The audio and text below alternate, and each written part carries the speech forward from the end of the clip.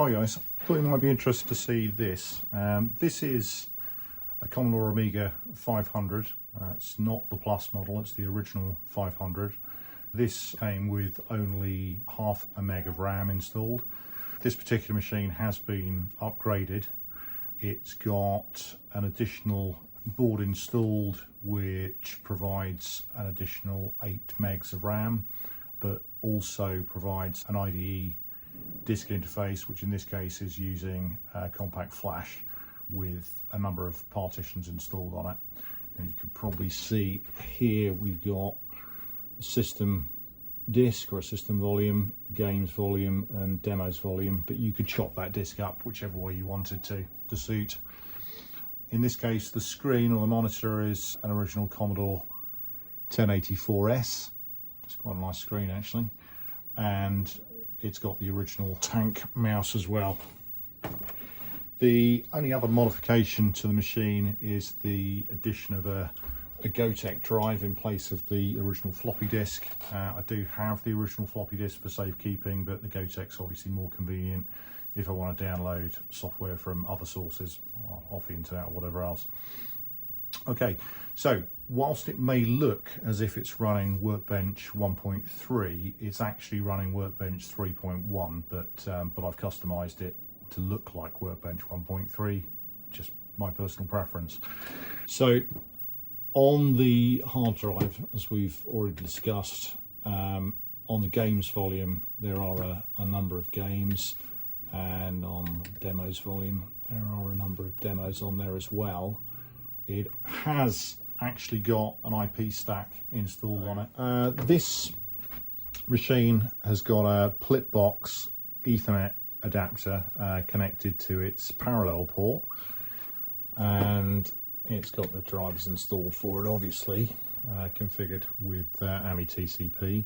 So if we just open up a shell window, and let's just see if we can ping the default gateway initially. Okay, there you go. See, we're getting a reply from the default gateway. That's all fine. And just to prove that DNS resolution's working, we ping www.google.com when I can type.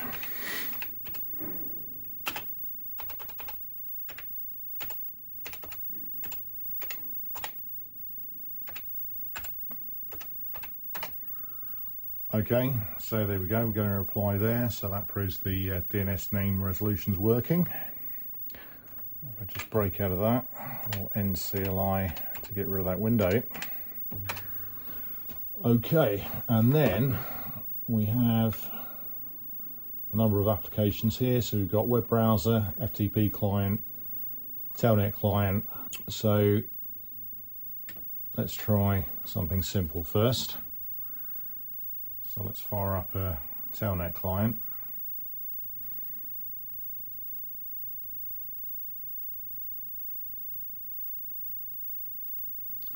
Okay, I'll just resize the window slightly. Okay, and there you go, here's one I prepared earlier. So if we connect to the CIA Amiga BBS,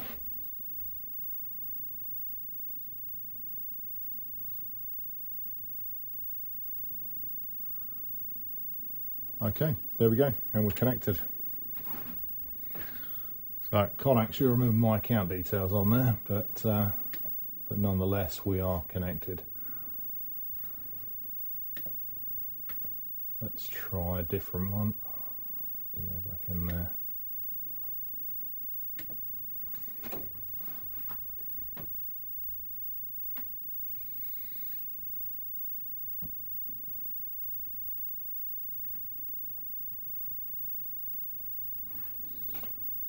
Okay. So this time we'll try Amstrad BBS. Not that it's an Amstrad, but it doesn't matter for the purposes of this exercise. Okay, and I've obviously saved my account details. Now, the Telnet Client isn't the best for supporting the VT100 emulation in this instance, but it proves it works.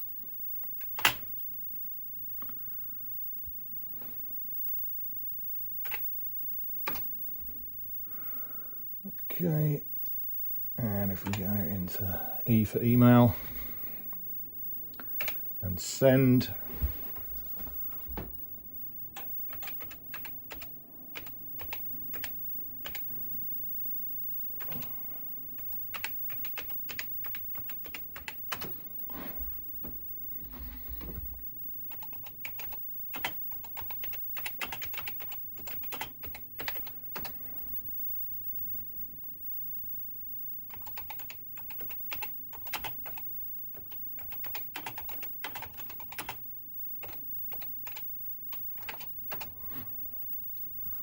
okay, and it's /s to save and send. So that should have gone. And what I'll do now is I'll check on another machine.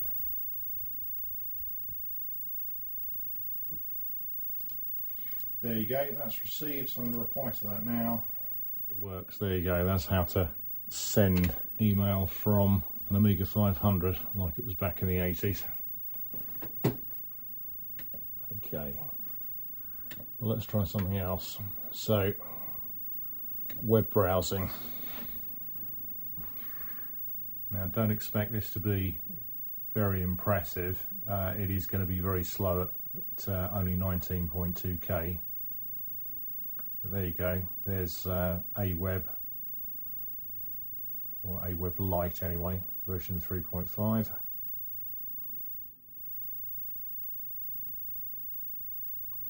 Okay, so that's going to try and connect to Aminet, and I did say it was going to be a little slow. You can see it's pulled up the Aminet page, but it's still downloading images and resolving links in the background. There you go, that's pretty much done, because if I look at my image loading sessions, I've got all images are enabled, so let's turn those off. Okay, obviously it's a very out-of-date browser, so it's going to keep on popping up telling me that my connection's unsecure, because basically all the certificates are out of date, as if it even had a certificate in the first place, but we'll just ignore that. Or you can see it's finally got the images come up, even though I've disabled them, but it was a bit late for that. Okay, here we go. Let's finish searching Aminet then for terminal software. And we can see, there you go, a host, Amiga Display, Amiga Term, a few well-known ones. So let's just see what it's like to download this. So if I click on that file,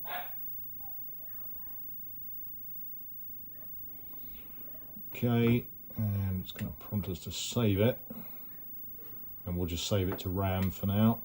Guessing that's done. So we'll come out of there, go into our RAM drive. Okay, we can see we've got amigaterm.lha. So if we go into Dopus,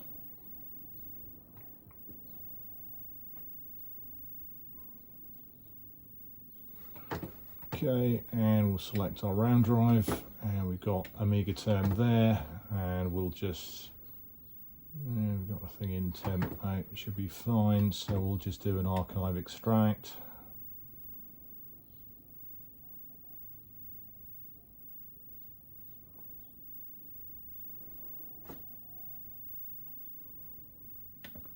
There we go. Okay, and in Amiga Term, there we go. That's extracted that. So it may not be lightning speed, but it does work, and that's on a 1987 Amiga 500. What I can show you is this. If we go into AG Launch, that will basically pull up all the games and demos that I've indexed from the hard drive and allow me to conveniently execute them. But what I tend to do is launch them from games, because it's again, personal preference. Do it whichever way you want.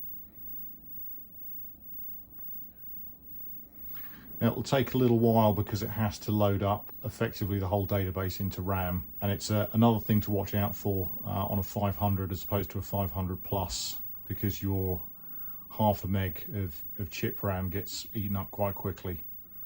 So there are some games that you won't be able to run this way, for example Xenon 2, but that's simply a case then of just booting it up from the Gotek as if you're booting it from the floppy, and that's the way to get around it. But for most other games it's generally not a problem. And while we're waiting for that, it's worth pointing out we've got an original Competition Pro joystick connected. And also the serial port is perfectly serviceable, and that will work quite happily with an old school modem or any other RS-232 connection. Can be used to transfer files backwards and forwards between the Amiga and a PC running Amiga Forever using the Explorer app. Okay, you can see that does take a little bit of time, and you'll see there, if you can clock it, that the memory is counting down as it's loading up the list. Let's go for an old favourite here. If we spin up Pacmania,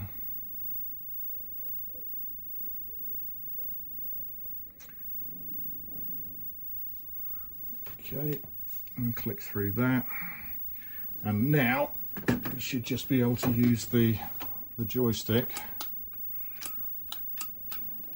And of course, it's mapped to the right hand fire button, which is a little annoying, but that seems to be the standard on an Amiga. Okay, you can probably just about hear the sound. It's the volume is down a bit at the moment.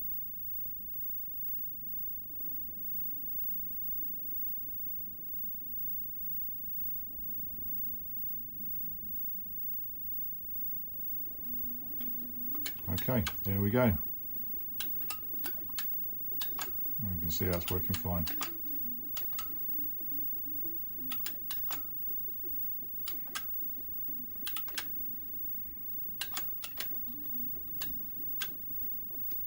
Okay, so we won't play too much more of that. It's WHD load game, so pressing F10 will quit us out of there, so we don't have to reboot in between, usually. That's about it. There are some other applications installed, but we won't go through all of those at this stage. I'll just show you, for old time's sake, the juggler demo. There we go. Okay guys, there you go. There's an original Commodore Amiga 500 from circa 1987 with a Commodore 1084S monitor and a Gotek Drive and compact flash IDE interface. Thanks. Cheers.